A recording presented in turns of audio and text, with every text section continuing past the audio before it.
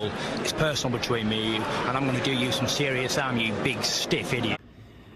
The untouchable True School Sports Empire proudly presents something the boxing games been missing. Hey, what's going on? It's your boy BT, and I came here to talk some boxing with the thousands of True School Sports subscribers. Now, this is the official post-fight review for Dave Benavidez versus Demetrius Andrade, and the result of the fight is a demolition job. Dave Benavidez beats the brakes off Demetrius Andrade, and I hate to say it, man, but I gotta be honest, guys. I gotta call a spade a spade. I'm not a bad sport when I lose. I take my L's the way I take my wins. So I'll say it like this: Demetrius Andrade, Shojahan Ergashev, and the apparently not untouchable True School Sports Empire exposed.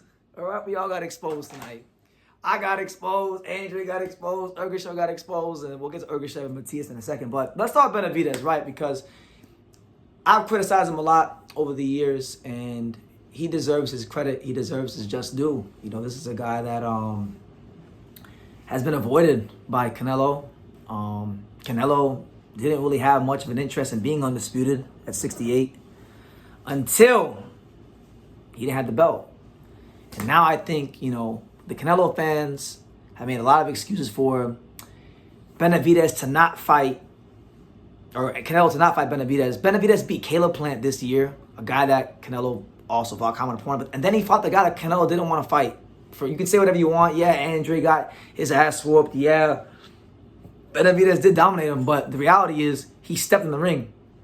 He signed the contract, and the same energy I said I'd always have for Canelo if he fought Andrade, I'm giving that energy to Benavidez. He got in the ring, he showed out, he showed improved, and he remains undefeated. He remains as one of the best super middleweights probably ever, honestly. Youngest super middleweight champion in history. Beat Caleb Plant, beat Demetrius Andrade.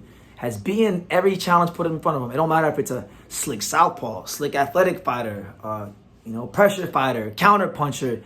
He's had the remedy for everything they've thrown at him, and you got to give the man his flowers. And I can give him his flowers. He beat the shit out of Andrade. It wasn't really competitive after the third round. After Benavidez made the first adjustment, it was over. You know, Andrade could have handled that blend of size, youth, speed, durability that Benavidez brought to the table. So I give him his credit. He was the much better man tonight, and that's what it is. And I hope for his sake, right? For his sake, and for you guys, the boxing fans, I hope that Benavidez gets the fight that he deserves, because this year he's been delivering the fights the fans want to see. Fans for years clamored for him to fight Caleb Plant. He gave you guys a Caleb Plant fight.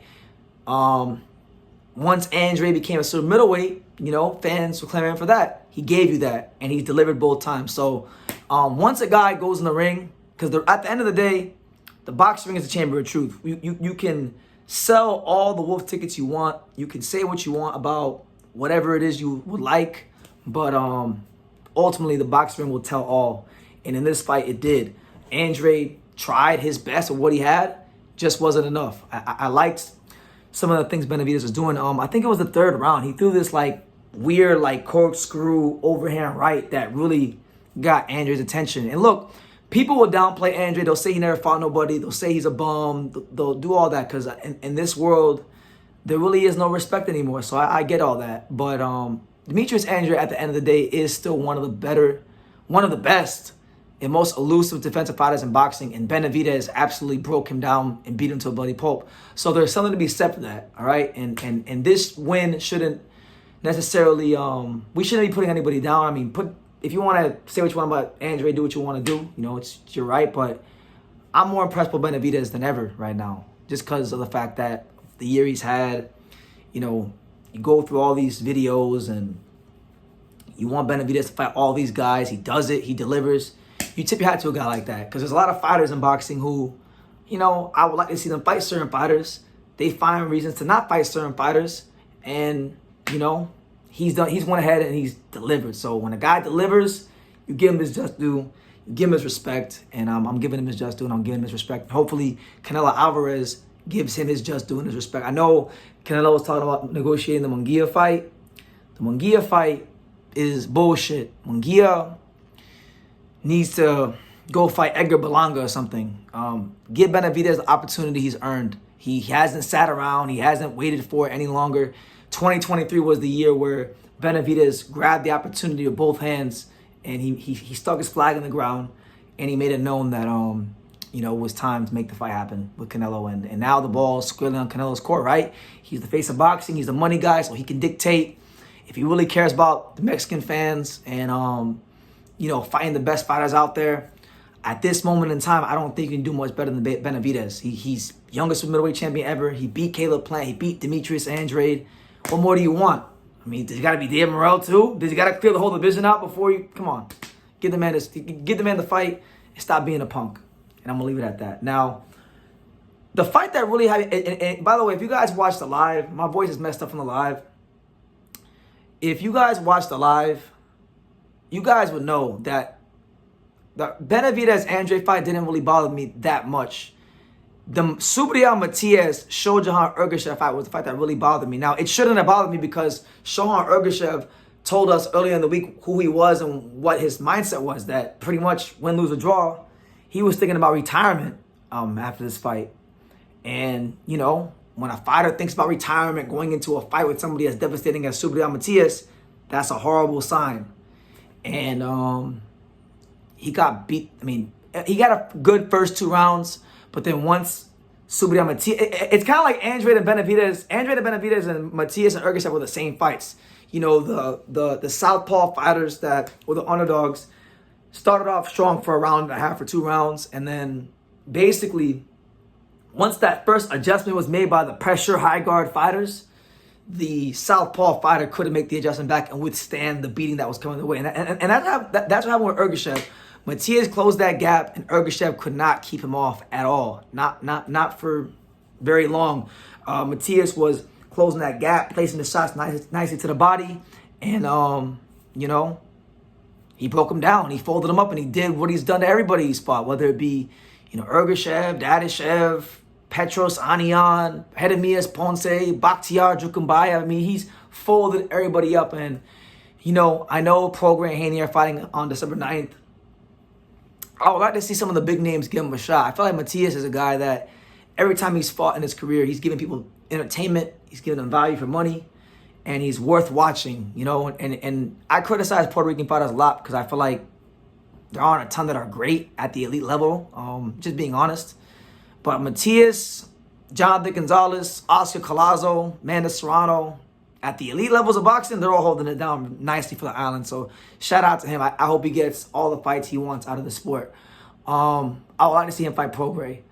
So, tonight might be one of my worst nights in boxing. I got exposed, and I'm okay with saying that because, like I said, I take my L's like I take my W's. I'm a man at the end of the day. I'm not like a lot of people. Life will go on.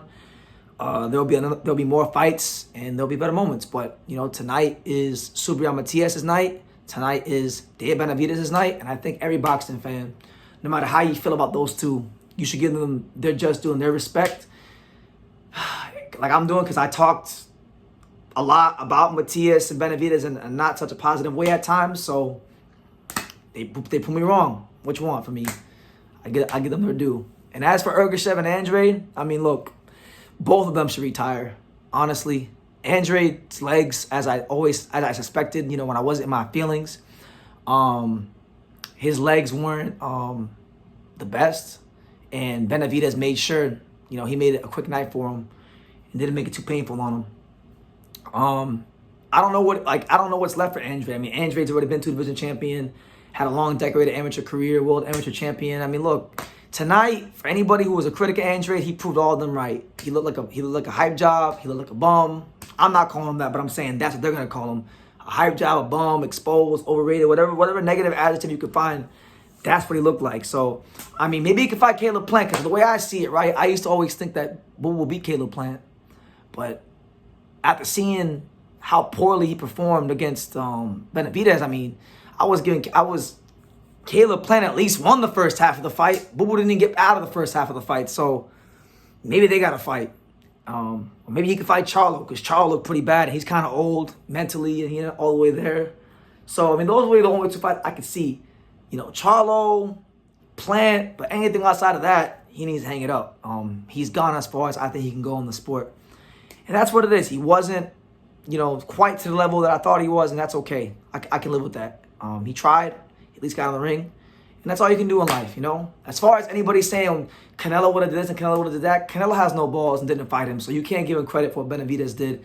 Canelo Alvarez is scratching his ass somewhere in Guadalajara or San Diego, and he avoided both these guys for years, so that's why I stand with that. He needs to hike his skirt up and fight Dave Benavidez and give the fans what they want, or retire. That's just where I'm at with that. So I got exposed tonight. There'll be better days ahead. I'll be live on Monday night to recap all this. I need at least a day and a half to process all this. But let me know what you guys think in the comments down below. What did you make of Benavidez beating down Andrade? And what did you make of Subriel Matias absolutely beating down Shojahan Ergashev? Leave your comments down below. Make sure you guys take the time to subscribe. And like I say in every single one of these videos, you can love me or you can hate me. But I'm just a kid from Daniel. So until next time, take care, guys.